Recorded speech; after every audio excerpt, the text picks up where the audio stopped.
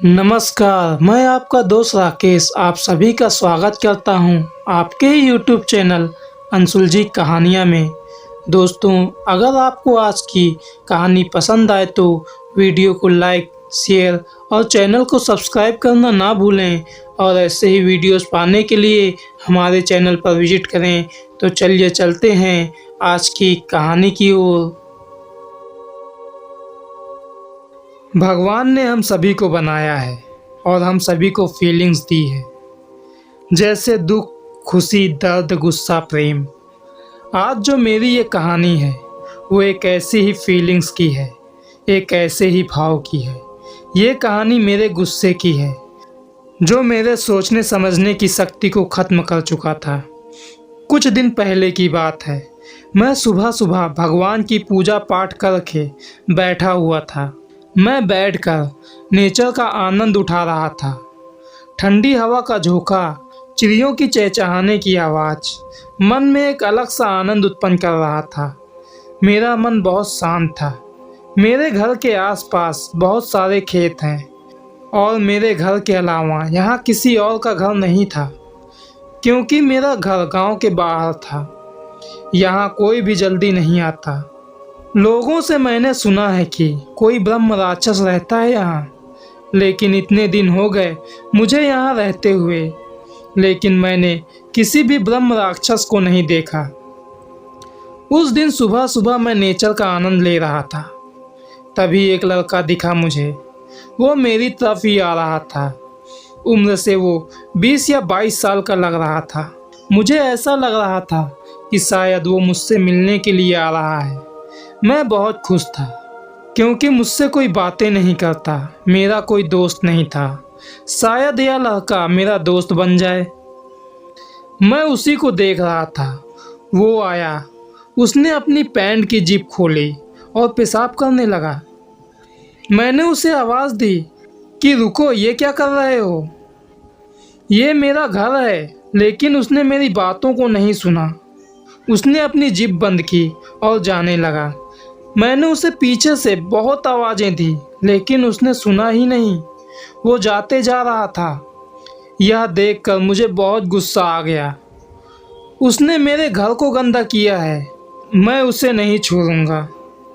जैसा मेरे साथ हुआ है वैसा अगर आपके साथ भी हो तो आपको भी गुस्सा आ ही जाएगा। इसलिए मुझे भी गुस्सा आना लाजमी था। मैं बहुत तेज़ी के साथ उस तक गया। उसके पीछे से उसके कंधे पर हाथ रखा। जैसे उसने पलट कर देखा, वैसे ही मैंने एक जोरदार तमाचा मारा। वो वहीं पर बेहोश हो गया। मन तो कर रहा था कि मैं उसे जान से मार दूं, लेकिन फिर सोचा जाने दे। फिर मैं घर वापस आ गया। मैं 2 घंटे अपने घर पर ही बैठा रहा। मैं बहुत गुस्से में था। मैं अपने आप से ही कह रहा था, नहीं, उसे तो मारना ही होगा। आज उसने किया है, कल कोई और भी आकर यह करेगा। अगर इसे इसके किए की सज़ा दे दूं तो आगे से कोई भी यह करने की हिम्मत नहीं करेगा। फिर मैं उसी जगह पर गया जहां वो लड़का बेहोश हुआ था, लेकिन वो लड़का वहां नहीं था। वो लड़का पास वाले गांव का ही होगा। मैं गांव की तरफ जाने लगा। वैसे तो मुझे गांव में जाना पसंद नहीं था। मैं भीड़ भाड़ वाले इलाके से दूर ही रहता था। लेकिन उस दिन उस लड़के को ढूंढने के लिए मैं गांव में गया था। जब मैं गांव में पहुंचा तो 2 महिलाएं बातें कर रही थीं। मैंने उनकी बातों को सुना। वो कह रही थी कि छगन के बेटे को ब्रह्म राक्षस ने पकड़ा है। वो उसी पीपल के पेड़ के पास बेहोश मिला। चलो उसे देखने के लिए जाते हैं। वो दोनों महिलाएं आगे को जाने लगीं। मैं भी समझ चुका था कि वो उसी लड़के की बातें कर रहे हैं, इसलिए मैं भी उनका पीछा करने लगा। वैसे मैं आपको बता दूं कि लोग मुझे ब्रह्म राक्षस कहते हैं। पता नहीं क्यों लोग मुझसे डरते हैं। मैं उन महिलाओं का पीछा करते हुए एक घर तक पहुंचा। वो दोनों महिलाएं घर के अंदर चली गईं, लेकिन मैं घर के अंदर नहीं गया। मैं घर के सामने लगे एक नीम के पेड़ पर चढ़ गया। और घर के अंदर देखने लगा। उस घर का आंगन ऊपर से खुला था। मैंने देखा वही लड़का चारपाई पर लेटा हुआ है। उसको शायद अभी तक होश नहीं आया था। उसके घर वाले और उसके रिश्तेदार वहीं पर थे।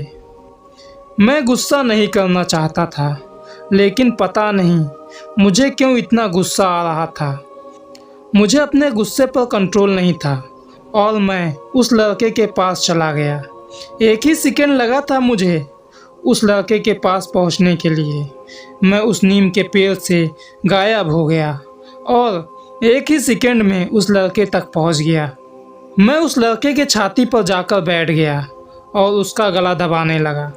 दम घुटने की वजह से वो लड़का तड़प रहा था। वो गांव वाले मुझको नहीं देख सकते। वो गांव वाले ही क्या, कोई भी इंसान मुझे नहीं देख सकता। उन गांव वालों को सिर्फ वो लड़का तड़पते हुए दिख रहा था। मुझे बहुत मज़ा आ रहा था। बस कुछ सेकंड और, उसके बाद यह लड़का मर जाएगा। तभी किसी ने कुछ मेरी तरफ फेंका। वो चीज़ मुझ पर पड़ा। मेरे पूरे शरीर में एक जलन सी होने लगी।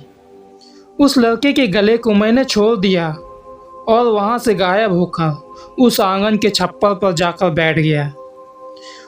वो कोई भभूत था जो वो आदमी उस लड़के पर छिड़क रहा था। फिर उसने किसी से पानी मंगाया और कुछ पढ़कर उस लड़के को पानी पिला दिया। वो लड़का मुझसे बच चुका था। मैं बस यही देखना चाहता था कि किसने उसे बचाया है। जब मैंने उस आदमी का चेहरा देखा तो मैं हैरान हो गया। वो कोई और नहीं था, वो छगन तांत्रिक था। छगन तांत्रिक एक बहुत बड़ा तांत्रिक था जिसने बहुत सारे भूत प्रेतों को अपने वश में किया था। चुड़ैलों को, पिशाचों को अपने वश में कर चुका है यह मुझे भी अपने वश में करना चाहता था। लगभग मुझे अपने वश में कर ही चुका था। तभी वहाँ पर कुछ लोग आ गए और इसकी तंत्र साधना अधूरी रह गई। शायद मेरी किस्मत तेज थी, इसलिए मैं बच गया। उन लोगों की आवाज़ सुनकर यह तांत्रिक वहाँ से जाने लगा, लेकिन मैंने इसे जाने नहीं दिया। इसके एक पैर को तोड़ दिया था मैंने, इसे लंगड़ा कर दिया था। वह लड़का इस छगन तांत्रिक का बेटा था। यह जानकर डर से मेरा पूरा शरीर कांपने लगा था। उस तांत्रिक ने चिल्लाकर कहा, कौन है तू? सामने आ। तुझे क्या चाहिए, बता मुझे। तब मैंने कहा, मैं वही हूँ जिसने तेरे पैर को तोड़ा था। मैं हूँ ब्रह्म राक्षस। यह आवाज़ पूरे घर में गूंज उठा था। उसके घर वाले और बाकी गांव वाले भी डर गए थे। वो तांत्रिक भी डर गया था मेरी आवाज़ सुनकर।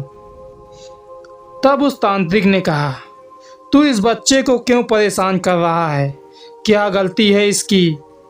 तब मैंने कहा, इसने मेरे घर को अपवित्र किया है, मेरे घर पर पेशाब किया है। मैं इसको भला जिंदा कैसे छोड़ दूं? फिर वह तांत्रिक मुझसे माफ़ी मांगने लगा और कहने लगा, मैं अपने बच्चे की तरफ से आपसे माफ़ी मांगता हूँ। यह अभी नादान है, इससे गलती हो गई। मैं खुद आपके घर की पूरी सफाई करूँगा। मैंने कहा, ठीक है। फिर मैं वहाँ से गायब होकर अपने घर आ गया। कुछ देर बाद वह छगन तांत्रिक और कुछ लोग उसके साथ उस पीपल के पेड़ अर्थात मेरे घर आए और उन सभी ने मेरे घर की अच्छे से सफाई की। फिर वह वहाँ पर कुछ सामान जैसे मिठाई, अगरबत्ती और एक लाल रंग के कपड़े को रख कर चले गए। मैं भी कुछ समय के लिए खुश हुआ था, लेकिन कुछ समय बाद मुझे अच्छा नहीं लग रहा था। मुझे गुस्सा आ रहा था उस लड़के पर। पता नहीं क्यों मैं अपने गुस्से को कंट्रोल नहीं कर पा रहा था। मुझे ऐसा लग रहा था कि मैं बस उस लड़के को मार दूं। इतना कुछ किया था उस तांत्रिक ने, फिर भी मेरा गुस्सा शांत नहीं हुआ था। मैं पहुंच गया फिर से उस तांत्रिक के घर पर। रात का समय था, वह लड़का सो रहा था। मैं उस लड़के के शरीर के अंदर घुस गया और अपना सर दीवार पर जोर जोर से मारने लगा। वह तांत्रिक दौड़ते हुए मेरे पास आया और मेरे गले में अभिमंत्रित रुद्राक्ष का माला डाल दिया और कहने लगा, तेरे घर की सफाई तो करवा दी, तुझको कुछ सामान भी दिए, अब तू क्यों आया है यहाँ? तब मैंने कहा, तांत्रिक, तूने मेरे घर की सफाई करवाई, कुछ सामान भी रखे, लेकिन मुझे तूने शांति नहीं दिया जो मेरे मन को शांत कर सके, और मेरा मन अब तेरे बेटे को मारकर ही शांत होगा। यह सुनकर वो तांत्रिक बहुत गुस्से में आ गया। उसने कहा, मेरे रहते तू मेरे बेटे को हाथ तक नहीं लगा पाएगा। तुझे तो अच्छे से पता है ना मैं कौन हूँ और मैं क्या क्या कर सकता हूँ। तब मैंने कहा, तांत्रिक, तू जितनी भी कोशिश कर ले, तेरे बेटे को मैं मार कर ही रहूँगा। जा, 2 दिन दिए तुझे, 2 दिन बाद अमावस्या है, मैं अमावस्या के दिन तेरे बेटे को मारूंगा। 2 दिन है तेरे पास अपने बेटे को बचाने के लिए, जो कर सकता है कर ले। तब उस तांत्रिक ने कहा, 2 दिन में जो मुझे करना होगा वह तो मैं करूंगा ही, लेकिन आज तुझे ऐसे नहीं जाने दूंगा। तूने मेरे बेटे को बहुत चोट पहुंचाया है, अब तुझे भी दर्द का सामना करना होगा। मैं उसके बातों का मतलब समझ नहीं पाया, लेकिन कुछ ही देर में मुझे यह समझ में आ गया। मैं उसके बेटे के शरीर से बाहर नहीं निकल पा रहा था। वह अभिमंत्रित रुद्राक्ष का माला मुझे उसके शरीर से बाहर निकलने ही नहीं दे रहा था, और वह तांत्रिक मुझ पर भभूत फेंकने लगा। मेरे पूरे शरीर में जलन होने लगी। मैं दर्द से चिल्ला रहा था, चीख रहा था, असहनीय पीड़ा हो रही थी, और वह तांत्रिक मुझे दर्द में देख हंस रहा था। उस भभूत से तो उसके बेटे के शरीर को कुछ नहीं होता, लेकिन मेरे शरीर में जलन होने लगती। आधे घंटे तक उस तांत्रिक ने मुझे वहाँ फंसा कर रखा, मुझको दर्द देता रहा। उसके बाद उसने वह अभिमंत्रित रुद्राक्ष का माला मेरे गले से हटा दिया, और मैं तुरंत उसके शरीर से निकलकर वहाँ से भागकर अपने घर आ गया। बहुत दर्द दिया था उस तांत्रिक ने, बहुत तकलीफ सहा था मैंने। मेरा गुस्सा और भी बढ़ चुका था। अब मैं उसके बेटे को मारकर उस तांत्रिक को जिंदगी भर का दर्द देना चाहता था। यह युद्ध था उसके अहंकार और मेरे जिद के बीच। यह युद्ध था उसके ज्ञान और मेरे गुस्से के बीच। आज अमावस्या की रात थी, उसके बेटे के मरने की रात, उस तांत्रिक को आजीवन दर्द देने की रात। मैं निकल पड़ा उस तांत्रिक के बेटे को मारने के लिए। मैं उसके घर के सामने था। मैं उसके घर के अंदर जाने लगा, तभी मुझे एक तेज आग ने रोक लिया। एक जोरदार झटका लगा था मुझे। मैं पीछे की तरफ जा गिरा। उस तांत्रिक ने पूरी तैयारी कर रखी थी अपने बेटे को बचाने के लिए।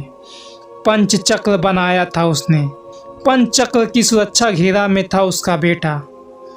मुझे उसके बेटे तक पहुंचने के लिए वो पंचचक्र के 5 अभेद दरवाजे को तोड़ना पड़ता, तभी मैं उसके बेटे तक पहुंच पाता।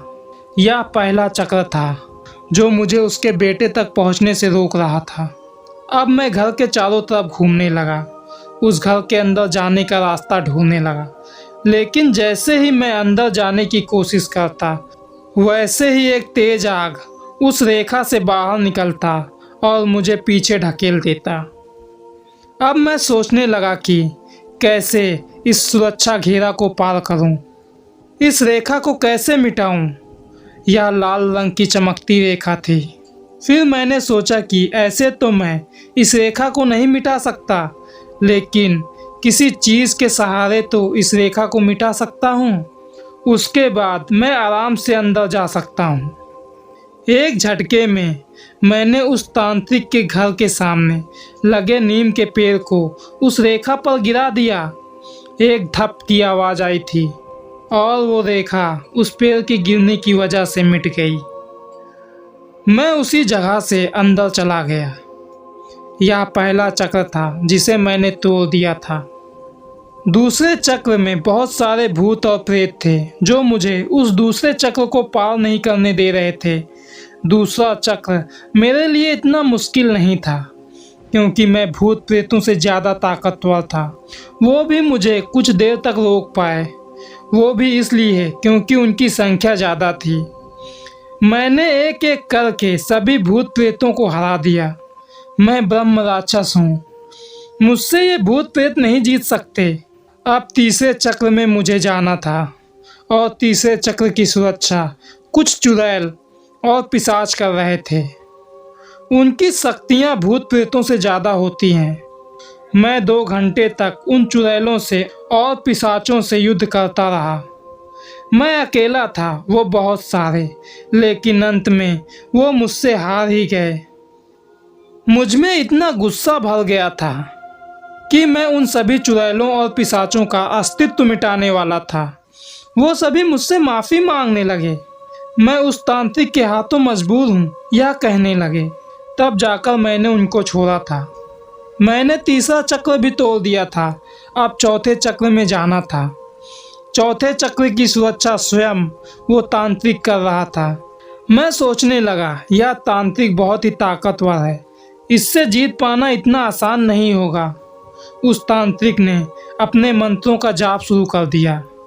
उसने एक रस्सी निकाली और उसको 2 बार जमीन में पटका। उस रस्सी से आग निकलने लगी। वह तांत्रिक उसी रस्सी से मुझ पर हमला करने लगा।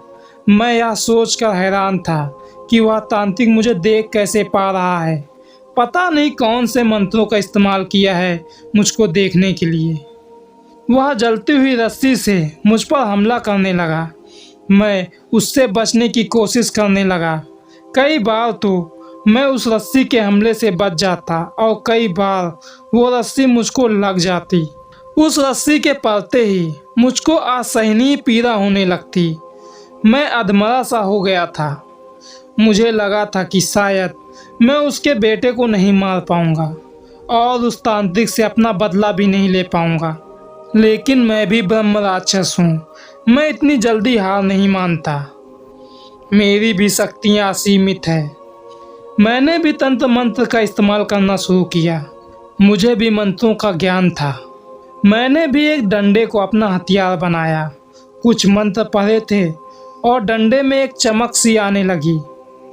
उसके बाद जैसे ही वह तांत्रिक मुझ पर वार करता, मैं अपने उस चमकते हुए डंडे से उसकी जलती हुई रस्सी को रोक लेता और उस पर दोबारा मैं हमला करता। वह तांत्रिक भी बहुत होशियार था, वो भी मेरे हमले से बच जाता। उस तांत्रिक को सामने से हरा पाना मुश्किल हो रहा था, इसलिए मैंने उस तांत्रिक के साथ छल किया। मैंने अपने एक छवि को उस तांत्रिक के सामने रख दिया और वहां से गायब होकर उस तांत्रिक के पीछे आ गया। वह तांत्रिक मेरे छवि को मैं समझकर हमला करने लगा। जैसे ही वह जलती हुई रस्सी मेरे छवि पर पड़ी, वह छवि वहीं जलकर राख हो गई। मैंने उस तांत्रिक के पीछे से उसके सर पर हमला किया। वह तांत्रिक वहीं गिर गया और खून से लथपथ हो गया। फिर मैं अपने उस चमकते हुए डंडे से उस तांत्रिक पर लगातार हमला करने लगा। उस तांत्रिक के शरीर को चोटिल करने लगा। उस तांत्रिक को मैंने अधमरा कर दिया था।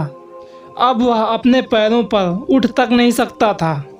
फिर मैंने वो चौथा चक्र भी तोड़ दिया और उस 5वें चक्र में आ गया।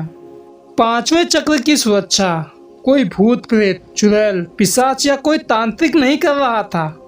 उस चक्र की सुरक्षा अभिमंत्रित ताबीज और वो रुद्राक्ष की माला कर रही थी जो उस लड़के के गले में था। मैंने अपना विशाल रूप बनाया और उस लड़के को हाथ लगाया। जैसे ही मैंने उस लड़के को हाथ लगाया, वैसे ही मेरा हाथ जल गया। उसके गले में वो रुद्राक्ष का माला था और पूरे शरीर में कई जगहों पर अभिमंत्रित ताबीज। मैं चाह कर भी उसको नुकसान नहीं पहुंचा पा रहा था। फिर मैंने एक तरकीब लगाई। मैंने उस तांत्रिक के सर की तरफ वो चमकती हुई लाठी को कर दिया। उसके बाद मैंने उसके बेटे से कहा, तुम अपने आप को बचाने के चक्कर में अपने पिता को खो दोगे। मैं तुम्हारे पिता को जान से मार दूंगा और आज नहीं तो कल तुम यह माला तो उतारोगे। उस दिन मैं तुम्हें भी मार दूंगा। आज बच जाओगे लेकिन तुम्हारी मौत निश्चित है। अब तुम ही बताओ, अपने पिता से पहले मरना चाहोगे या अपने पिता के मरने के बाद मरना चाहोगे? उस लड़के के पास कोई भी रास्ता नहीं था। उसने अपने पिता को बचाने के लिए अपने गले में पड़े उस रुद्राक्ष की माला को उतार दिया।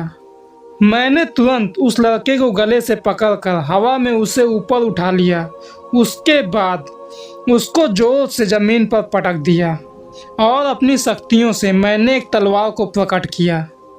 अब उस तलवार से मैं उस लड़के को मारने वाला था। तभी उस तांत्रिक ने कहा, नहीं, रुक जाओ, उसे छोड़ दो। मैंने उस तांत्रिक की आंखों में आंसू देखे थे, या फिर यह कहूँ कि मैंने उस तांत्रिक की आंखों में एक पिता का प्रेम देखा था। वह अपने बेटे को बचाने के लिए मरने को भी तैयार था। उसका बेटा भी अपने पिता को बचाने के लिए मरने को तैयार था। मैंने पहली बार ऐसा प्रेम देखा था। मैंने उस तांत्रिक के चेहरे में वह मायूसी देखी थी और उसकी आंखों में अफसोस की। वह अपने बेटे को नहीं बचा पाया। मैं उसको मारने वाला था, लेकिन मैंने उसको मारा नहीं। मेरा मन शांत हो चुका था। पिता और पुत्र के प्रेम को देखकर मुझ में दया भर चुकी थी। उस तांत्रिक के भूत प्रेत चुड़ैल पिशाच जैसे काली शक्तियाँ मुझे नहीं रोक पाई, लेकिन उस तांत्रिक के आंसू, या फिर यह कहूँ कि उस पिता के आंखों के आंसू ने मुझे रोक लिया। मुझे किसी पर दया नहीं आती, सिर्फ मुझे गुस्सा आता है। लेकिन उस तांत्रिक ने मेरे गुस्से को हमेशा के लिए ख़त्म कर दिया था और आज एक नए एहसास से मेरा परिचय कराया था। प्रेम, जो एक दूसरे के लिए परवाह करना सिखाता है। मैंने उस लड़के को छोड़ दिया और तांत्रिक से कहा, तुम्हारे पिता पुत्र के प्रेम ने मेरा दिल जीत लिया है। अब आज से इस गांव में कोई भी समस्या हो, भूत प्रेत से बाधित या कोई और भी समस्या, मैं उसका निवारण करूंगा। उस दिन के बाद मेरे अंदर जैसे गुस्सा खत्म ही हो गया और मेरे अंदर सभी के लिए प्रेम उत्पन्न हो गया।